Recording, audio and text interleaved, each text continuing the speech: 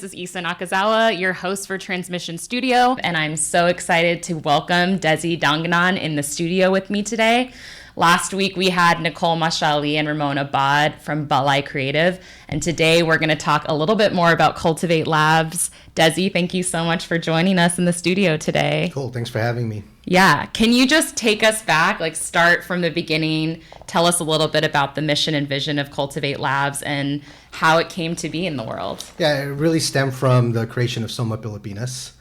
So I was involved in kind of the early outreach strategies of how the cultural district was going to be developed. And one of the things I realized is that Soma Pilipinas is really made with the confederation of longstanding organizations in this neighborhood that focused in on different things like housing, tenants' rights, senior protections, education, but there was no org that was really putting their eye on economic development in our community. And for a lot of our listeners who aren't familiar, because we haven't interviewed anyone from Soma Pilipinas, can you give us just high level who they are? Mm-hmm. So Soma Pilipinas is a Filipino cultural district that was legislated into creation in 2016. Mm-hmm. The boundaries in San Francisco are pretty much all south of Market. It goes from Market northbound to Brandon southbound, and on the east end is 2nd Street and goes all the way to 11th Street. So if you looked at it from a zoomed out perspective, it's pretty much all of south of Market. Amazing. And, Nicole and Ramon talked a lot about you and were singing your praises. And one of the things that came up is a lot of the angle from your entire career has really been this focus on economic development and supporting artists and creativity and sustaining it for the long haul with these strategies of, business development as well. Can you tell us a little bit about, how did you get into that? Why is that your passion? Why is that important? I just naturally gravitate towards artists and creatives. I think of myself as a creative myself. And so when I think about the economics of developing a cultural district, obviously the thing that you have to uplift is arts and culture. And once you have arts and culture, then you can build economic opportunity for the whole community. One of the things that I asked Nicole was a lot of artists, specifically in the Bay Area, there's a lot of us that are very anti-capitalist, and there's that tension between economic models and also sustaining our practices and our organizations. How do you navigate that tension when you're working with artists who might feel intimidated, or not just intimidated, but might have critiques of business models and development that you might see as essential? Yeah. I don't blame them. The capitalist system sucks. Right. It's unfair. It's inequitable, and destroys communities and destroys the planet. Yeah. So, I naturally understand that why they're hesitant about participating in economic development. So I don't talk about economic development with artists. I talk about arts and culture and uplifting our community through it. I actually start to kind of realign my perspective with economic development to raising the vibrations. Wow. That's really cool. And you have, for those of our listeners that don't know, you have really deep history and roots in San Francisco, from Polling Lounge to Summit SF. Can you tell us a little bit about some of your previous, I was going to say experiments, but projects and walk us through a little bit of your history as a committed artist and activist here in the city? Yeah, I fell in love with San Francisco with the nightlife. Oh. I was working in the first tech boom, and I was bored as hell in my cubicle, and going out at night was our outlet to connect with society. Sitting in front of computers, very isolating. And when I would go out in San Francisco at night, I would, it was this wonderland of different musical tribes. On a Tuesday night, you go hear drum and bass. On Wednesday, it'd be top 40. On Thursday, it'd be everything. And, you could hop around from clubs to bars and experience all kinds of different musical communities out here in San Francisco. Yeah. So what was the vision for behind Polling Lounge? And tell us what year was that? So we started Polling in 2005, and before 2005, I was actually a club promoter. So when the first tech boom popped, I didn't have a job, but we had a really big party not far away from here at the Rawhide on 7th and Folsom that was drawing about 1,000 people, and they were paying $5 to come in to the party. So it was like, well, we've got a little business here. And so we started to scale that party into other kind of musical events or musical brands. And at a certain point when you're club promoting, your events can only get so big that you kind of hit a juncture in the road where the next step is either I throw a festival or I own my own venue. Right. And so as good marketers, we decided to evolve with our demographic or with our community. And we saw that at some point, our audience was going to stop going to clubs, and then they were going to start going to restaurants. Ooh. And so Pulang Lounge was that natural kind of extension of that lifestyle. So Pulang in Balinese means like the interplay of good and evil. And so for us, the good was the food and the tea, and the bad was the music and the alcohol. But for us to live our balanced lifestyle, we had to accept that we were living both. Wow. And so then what was then the evolution or the extension of that to Summit? So the Summit was kind of another step in building communities. So instead of building a community around hedonism or decadence through food, we decided to build a community around the idea of a third place or a third space, where the first space in sociological terms is like your home. The second is work, but the third space or place was the special place where communities would come together and ideas would flourish. And so that would manifest itself in like salons, tea houses, pubs. And for us, it was going to be this like modernist, like blue bottle cafe with a co-working space. Yeah. So we really wanted to bring in creatives and entrepreneurs under one roof to be inspired to work on big things. Yeah, the Summit was like my first like true understanding and touch point of co-working as like not just an idea, but something that became real. Yep. And it was where I met Barry Jenkins, shout out Barry, and all of us were just like kicking it there all the time. And it became this place in San Francisco, which by the way, that was kind of like a heyday of the city where like a lot of us who were working in music and art didn't have to schedule or text each other because there were just these spots on Diviz and Summit, which was in the Mission, that we could just meet each other at without all of the... I feel like right now one of the challenges like is management. Like everything's about scheduling and managing, and when your cities lack third spaces, you see that the absence of that and the more isolation in our creative practice. What were some of the like big takeaways and lessons learned from Pulang to Summit, from like from kind of like a business, not a business side, but from like an actual like the person doing the work, which we all know is hard. Doing the work? I mean, well, one takeaway is having a higher purpose other than selling something. So for Pulang Lounge, it was definitely a moment in time where Filipinos can come together and enjoy hip hop and really celebrate Filipino food, because back then no one was really rocking Filipino food. We were kind of one of the first restaurants to do that and be critically acclaimed. So we were kind of a poster child for the Filipino food movement and for kind of Bay Area hip hop. For the Summit, it was the cusp of like the Tech 2.0 boom. So the idea of entrepreneurship was really kind of rising. Although I do have a lot of regrets with the Summit. I think I was telling you earlier, it was a very traumatic experience for me. Although it was a space that brought a lot of people together, it was very traumatic for me in terms of dealing with like the capitalist like behavior. So there was a venture capital firm called IO Ventures that was attached to our business. They were investors, and they kind of saw us as an ATM machine. Wow. And they were way more savvy than I was with business back then, stuck in all these crazy legal loopholes where they could look at my books, they can pass through expenses. So they see us doing well, they're not doing well, so let's pass through an expense. So it was a real exercise in encountering the vulture capitalist or the evil VC. Would you have any advice for someone watching this who's like really got that juice, like the early optimism juice of starting a business, and they're maybe not green, but they're certainly not at the level of having that experience under their belt? Get a good attorney. Great. Yeah, because vulture capitalists are thinking many steps ahead legally to kind of entrap you. Great. All watching, get that attorney. And then if you can think back to that time and your like not just your mindset, but like what you were observing in San Francisco, and compare that to 2023 San Francisco. Like so much has changed. Yeah. And I love talking to people who've been like a real witness and participant in the ecosystem here.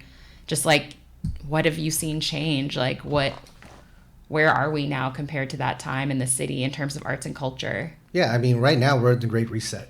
So the San Francisco that we knew pre-pandemic is over. Right. A lot of us creatives complained, and rightly so, that we were on this like unsustainable path where the city was growing and headed economically. The rich were getting richer and the poor were getting poorer, and people were getting pushed out. And so the system didn't work and the system broke. And so now we're here with a broken system, you know. So the great question for those that are really invested in this community is, do we walk away, or do we lean in and start to rebuild it in a way that's better? Because I'm an optimist. I mean, San Francisco has always proven that it's a phoenix rising, that it will rise again, just like after the first tech boom, or the savings and loan crash in the 80s, and any other like economic depression that has hit San Francisco. It's always come back up and roared back up. But now, our generation, we should be much smarter about what is going to be that next step, and how do we kind of re-guide and realign San Francisco so it can really be this haven again for creatives, the out of the box thinkers, the mavericks, to once again kind of thrive. That was a beautiful answer. I feel like it is important to remember, like, this isn't new. Like, the conditions are always different, right? But like the regeneration, there's a precedent for it. Yep. And you've lived through that. Have you ever reached a point in your life where you are tempted to walk away? Like, have you ever left the Bay for extended periods of time and just felt that need for your own great reset? Yeah. I mean, I constantly travel. Okay. So, I sometimes question, like, what am I doing in San Francisco? I'm very rooted here in San Francisco. I'm very involved in building a Filipino cultural district, and that's a legacy project that I can't walk away from. Right. So that's what holds me here. But one time that I really felt like this was pointless was, I think it was like 2001 in the fall, when the fires were happening up north and the sky turned orange and you couldn't even breathe, and we were deep in the pandemic and social unrest, and that was a real inflection point for me to be like, is this a waste of time? Yeah, I just like hearing about those moments, because I think I wrote down this note the other day that self-belief is collective action, because I think there are moments where it's really challenging to sustain self-belief, whether it's like in yourself or in an idea, because for me, the self and the other community, there's a little bit of a blurred line there for me, where like if there isn't something to just connect into, you're isolated right now. Yeah. Right. So I think like without these community spaces, it is kind of an idea. It's community becomes a concept, and it needs to be a reality for people to actually have options. You know what I mean? Can you tell us a little bit? I know you said Cultivate Labs has been around for 7 years. Like, what was the impetus for that? And what are some of the like programs that you offer that you're most passionate and excited about right now? Yeah. I mean, growing up Asian American, and particularly being Filipino, you would see different Asian communities being spotlighted because they had their own enclaves. And so being Filipino American growing up and not having a Filipino town or Little Manila, you felt invisible. And so when this opportunity came to build a Filipino cultural district in one of the wealthiest cities in the world, in the progressive political climate, like, that was an opportunity into itself. And being an entrepreneur, I couldn't walk away from that. Not to say that I'm doing this out of like self-fulfillment or self-profit. When I say entrepreneurship, I'm saying this as someone who sees an opening and then seizes it. Right. But I'm not doing it for my self-fulfillment. I'm doing it for my community. Right. And so, it was really important for me to start Cultivate Labs because I saw, in the first meetings of Soma Pilipinas, that it was a beautiful, eclectic mix of like activists, artists, longtime stakeholders. But when the presentations would end, being a creative and a business person, I automatically wondered, what is it going to look like?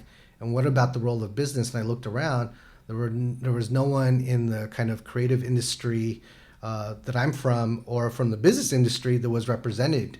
And so I took it upon myself to like, you know, make a seat at the table for myself and then bring others along with me so that we can properly build this out. That was going to be my next question. Like, do you have mentees or people that you kind of pass along some of this knowledge? Because I do feel like this is like a weird, it's not weird, but I feel like in nonprofits, we're always searching for really talented development people, like grant writers. And oftentimes it feels a little scarce. Yeah. And so I've been thinking about like, how are we intentional about encouraging and walking people through those skill sets so that when we leave, there's not just like a gaping hole. And I imagine that's true for your skill set too. Yeah. Well, you know, I'm still learning how to operate a nonprofit. I've never done it myself, so I've taken kind of business principles with me, but I'm learning as I go that it's not all about profit and community development. But we are starting to fiscally sponsor other organizations because we have shown some success in the development of Kultivate Labs. And so currently we're fiscally sponsoring a group called Koho from Japantown. And so their mission is to kind of reinvigorate Japantown with a new energy centered around youth culture. Nice. There's a kind of a sentiment with the JA community. You may co-sign on this, is that Japantown is not an authentic representation of what Japanese culture is. And so their mission is to bring that forward. Yeah. Speaking about that, like what have you seen or how have you observed like something like Kultivate Labs or Ballet Creative? Like what would you say the impact is on our art when we feel not just represented, but when we feel like we can create within a space like that where we're encouraged and like our nuances are seen and recognized? Like what do you think the impact is immaterially and materially on artists when they actually feel represented? I think when they feel represented, it's like putting fuel to a flame. You know, the energy attracts more energy.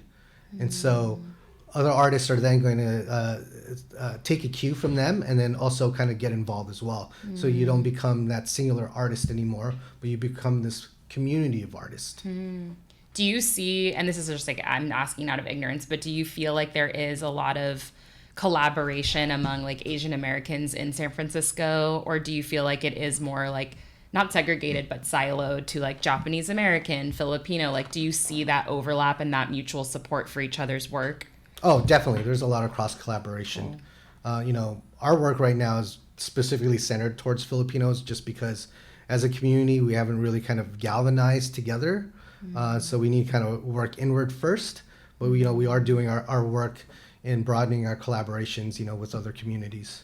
Amazing. And there was one thing that I picked up in your bio that said that you believe in community consciousness and culture are the keys to developing today's thriving commercial ecosystems. I was really curious about this piece on community consciousness. Like, can you elaborate on what that means to you? It's just another poetic term for triple bottom line. Okay, break it so down. In the business community, there's this kind of new like consciousness about that it's not just about making money, but there's three things you need to measure yourself. Are you making money? Are you doing good for your local community? And are you impacting the planet in a positive way? So it's just another manifestation of that kind of idea. I love that. Thank you for breaking that down. I was like, ooh, that's a cool word. Yeah. And yeah, we've been talking a little bit with Nicole and Ramon about, and we just touched on it too, about like the state of San Francisco and this kind of narrative that's viral right now about how San Francisco is dead. And obviously we don't believe that, but what do you see? Like what would be your vision for the next 2 to 5 years? Like I personally, the older I get, I feel like things are slower and that's okay. Like I'm not as urgent minded. So that's why I'm saying 2 to 5 years. Like what's your vision for this round of the Phoenix Rising for the city? Ooh. I think about this a lot. I think there needs to be a change in leadership in politics. Step number one, because we need true guidance and leadership to kind of move things forward. I mean, the city has all the resources in the world. It has all the best intentions in the world. Yet our city government is so uncoordinated when it comes to like, you know, really deploying these resources to like push things forward. We've really dropped the ball in like our economic recovery because the city government is like this. I always tell everybody, city government is like this like octopus with all these different tentacles, which are all these different departments and agencies, but it's completely uncoordinated. You may have a couple tentacles that are really trying to push you forward, and then there's a couple tentacles that are actively trying to strangle you and pull you down. True. Yeah. And what is that? I think for me, so my early background from like my high school to college and a little bit in my mid-20s was more community organizing and like agitating the system. And then I transitioned to arts and culture, and I was at Youth Speaks for 8 to 10 years. And I think one thing that became challenging for me in the arts and culture space was that it can often be weaponized as like a space that activates and almost accelerates gentrification because it doesn't have any demands around dignified conditions. So it's like, oh, can you build a mural? Can you, if I'm making sense, like artists become deployed as a way to actually make our people poorer. And so like, how do you make sense of that? Because I don't feel like it's easy in the arts and culture space to have politics. Yeah. So we see that same cycle happening here right now in San Francisco. So part of the mayor's plan for economic recovery, which is a good tenet, which is double down on arts and culture. Right. If we make San Francisco a vibrant city again, raise the vibrations, people will come, and then you build economic opportunity around that. But the fallacy around that is once you make something cool, it becomes expensive. And then what happens with the arts and culture bearers, right? They get pushed out again. And then we can continue to repeat the same economic cycle. Absolutely. Prices go down. We invite the artists to come back in. They make it cool.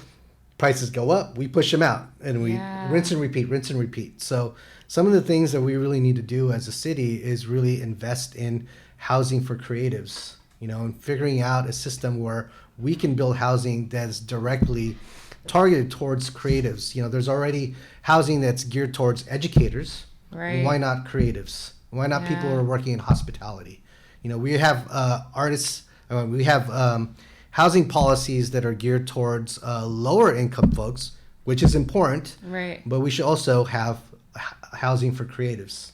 Yeah. It's interesting too, because where my mind's also going is I've been really thinking about the question of audience lately, because after the pandemic, you see like all the venues get attacked, not attacked, but like they're going through it. And then you go to like events and shows, and sometimes it's like the culture to me can be a little bit missing, where you have artists, but you don't necessarily have culture, which is like the ecosystem, the reciprocity of the people attending. Yeah. And I think about them as equally important in terms of like housing and making San Francisco a livable place, because maybe the people who are attending aren't self-defined artists. I mean, we all are, right? Yeah. But maybe they're not professionally so. And like they also need to be able to live here so that we can have, we throw around the word ecosystem a lot. Yeah. But what is an ecosystem other than all these like diverse, discrete people coming together to create something? So I think that for me, I want to live in a place where people can be, a life is viable. Yeah. Well, I think where we went wrong as a city is that we allowed fucking shit on our sidewalks. Yeah. That was pre-pandemic. But that was the first signal of the decay of our society. Yeah. Here is that we were tolerant of feces on the street, which no other city allows, but we do. Yeah. Yeah. It's like, and I do think that's an important point, that a lot of this honestly was pre-pandemic. And the pandemic like exacerbated conditions that existed. Yep. Because I feel like now everyone can just say, oh, the pandemic. I mean, who wants to live in an ecosystem that's filled with roaches? Right? Yeah. So that's first step, is that we need to clean our streets. We need to show that kind of self-dignity and self-respect to kind of really push things forward. Yeah. So in this vision of San Francisco, like how do you see also the different like art communities, like even organizations like BayVac working with Kultivate Labs, like are you seeing more interdependence and collaboration since the pandemic, now that we all it became really clear how much we all need each other? Yeah. And I think now a lot of us are starting to see opportunities, because now so many spaces are becoming vacant. Now, how do we now occupy them and turn them vibrant again? Yeah. My last question for you is, how do you find balance between your professional pursuits, for lack of a better word. I know there's probably not a binary for you, and like your own personal creative practices. Like, how do you make time for both? Or are they one thing? No. I create a separation between life and work, but it blends a lot. I try not to work on the weekends. I make that a hard rule. Like, I only work on the weekends unless we have an event or if it's like a major deadline I have to hit. Otherwise, I just stop working. Amazing. Yeah. I take self-care like seriously. What's your like top self-care thing that you do for yourself? I recently discovered running. Ooh. Yeah, so I love to like eat an edible and go for a run and unlock the runner's high. Oh my gosh. Yeah. Amazing. That was amazing to end. And then for folks who want to stay in touch with Cultivate Labs or you personally, like, what's the plug? What's the website? How can people stay connected? We have many arms to Cultivate Labs, but we're not the octopus. But go to cultivatelabs.org. That's kind of like the mothership. But if you're interested in our programming spaces like Kapwa Gardens, which is an outdoor event space, Balai Creative, which is our Filipinx art accelerator. If you're a small business owner, we have a program called the Seed Network. And if you're an up-and-coming marketer and want to learn how to build communities and promote to them, we have an internship bootcamp called the Brown Thought Academy. Amazing. Thank you so much, Desi. It was such a pleasure talking to you. Thank you so much for watching another episode of Transmission Live. Stay tuned for our next episode.